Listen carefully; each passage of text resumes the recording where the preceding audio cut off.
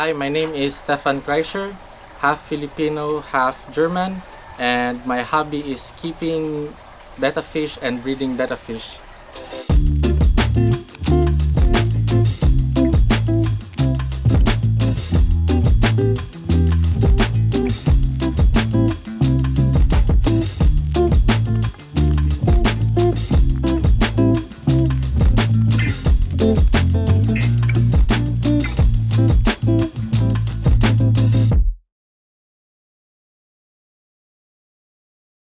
So this hobby started around October 2025. I started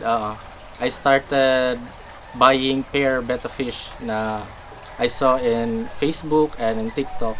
I decided to start breeding them because I want to prove that I can breed betta fish. I started my first batch of breeding four pairs.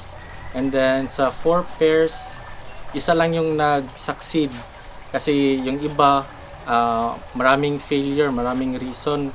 And then after doon ko challenge yung sarili ko to learn how to take care of the fry or how to do breeding properly.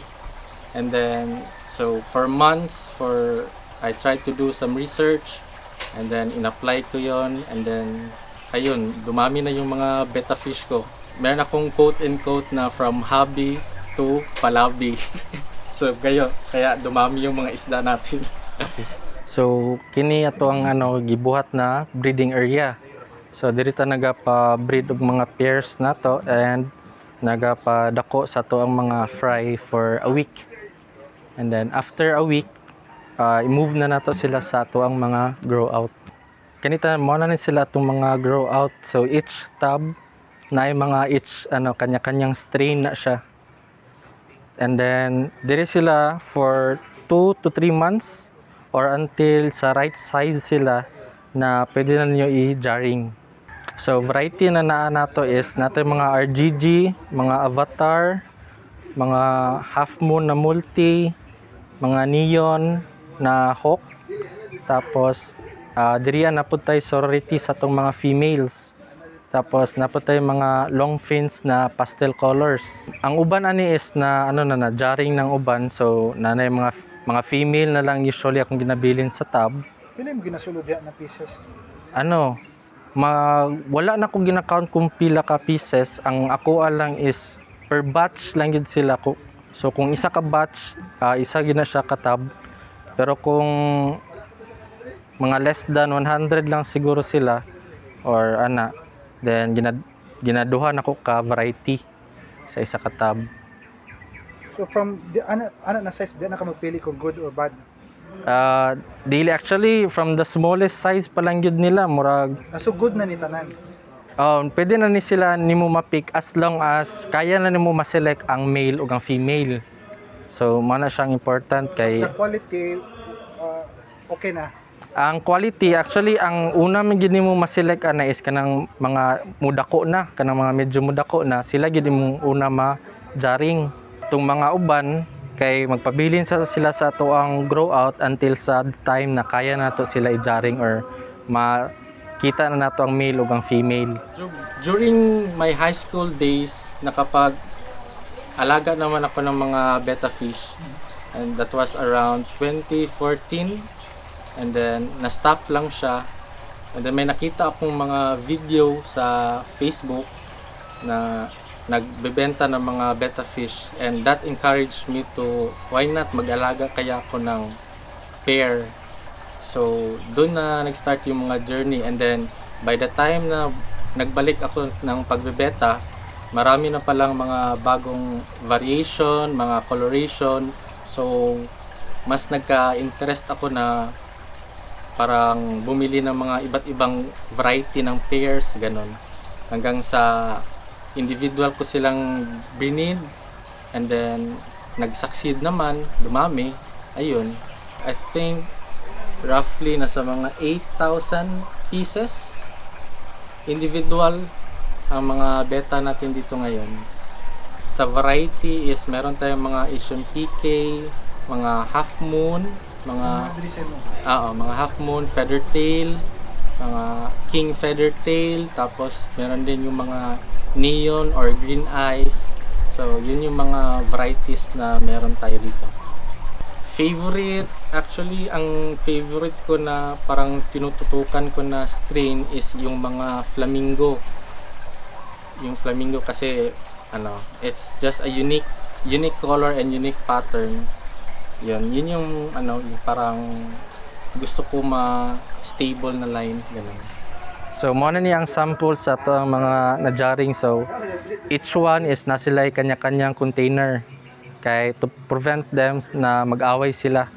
Since ang atong gina-jarring lang is ang mga male. And then, so diriyan nato yung mga feather tail na pastel color, mga multi half moons, and then mga multi HMPK, mga avatar, RGG, mga multi galaxy na diriya, and then kini mga half moon na white opaque.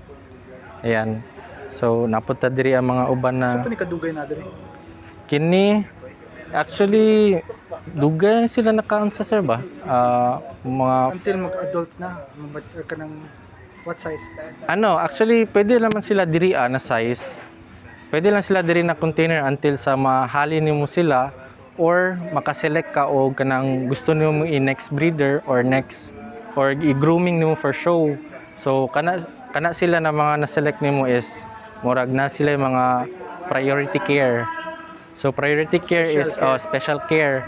So mo nang mga nabalhin na to dito and then kani mo na itong mga ibaligya na pod. Na mga baligya na to na sila. So actually okay lang ihani na container as long as constant ang pag-maintain ninyo sa water quality nila, sa pagkaon nila, So mo ni mga na-jarring na pod na na mga flamingo, mga green eyes, Kanang mga ready to sell nimo mga pila ka pieces sa kadiri.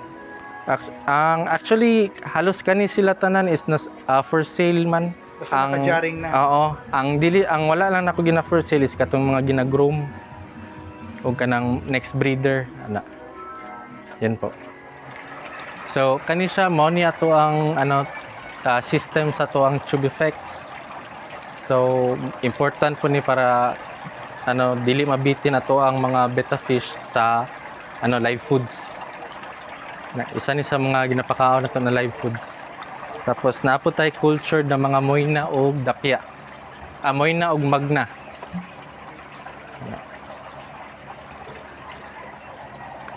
Right. Lambe. Kumbida tong cellphone. This is the back of our house that I made. Everything that you see in here, I did it all by myself. Paunti-unti, inorganize natin yung place natin. So, that's also part of the passion na I am into sa pagkikip ng mga betta fish. Napo yung mga variation of live foods, tube effects, moyna, magna, tapos infusoria, and then mga kitty pod. Tapos atong mga naga-culture pod ko og mga pagkaon nila kay para dili sila mabitin og mga live foods. Each one sa atin depende talaga kung anong gusto natin na variation ng mga betta kasi maraming variation ng mga betta fish. So it depends sa inyo kung ano yung gusto nyong i-commit na variation nila tsaka coloration, pattern. Yun yung pag-select nila. Highly recommend na magawa kayo ng research ninyo. Tapos, i-apply nyo yung na-research ninyo and after that, i-improve nyo. Kasi each breeder, meron silang kanya-kanyang system ng pag-breed Kasi depende yun sa system na meron sila. Kung ano yung mag-work sa inyo na ways, yun yung i-apply ninyo. So, kaning diri na section na to is mo ni atong mga gina-groom as pwede na to i-apilog mga show or kaning mga next breeder nato. So kani sila murag selected na murag mas naay priority para sa tuang backyard na farm kani. So unsa man as breeder, unsa man ginapangita and as show unsa man ginapangita? So wait lang, kung diha man gud na part mo gud sir ba kay ambot lang if makahatag og opinion pero di ba ako nag-aapil-apil pag mga show, no? Sige lang, imong Ah, imong ko lang. According to murag- my taste ba? So, para sa ko, if ever mag-pick mo og breeder or kanang pang show ninyo, i-check lang ninyo individually ang mga isda na ninyo napili kung gwapo sila mga mga formation like sa anal, caudal, dorsal, pati sa ventral. Kay if nindot inyong mapili na breeder, kay mama po na yung makuha sa next generation ninyo na linya. So priority na to na ang mga gwapog form o kanang pattern coloration.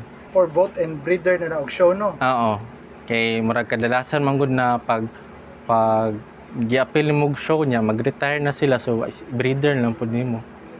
Kay mao sila magyapon na magdala og pangalan sa imuha.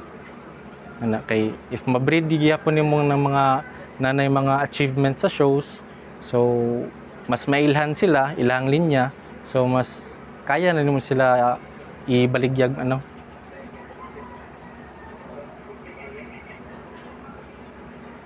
Hey guys, if ever you're interested to have your own betta fish or to start breeding, so you can contact me on my Facebook, which is Stefan Kreischer.